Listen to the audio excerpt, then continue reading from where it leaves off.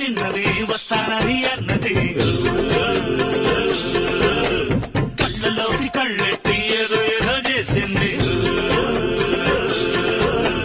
కందిరీగ నడుముకి సెగలు రేపుతున్నది. నంగనాచి చిన్నది నన్ను గిల్లుచున్నది.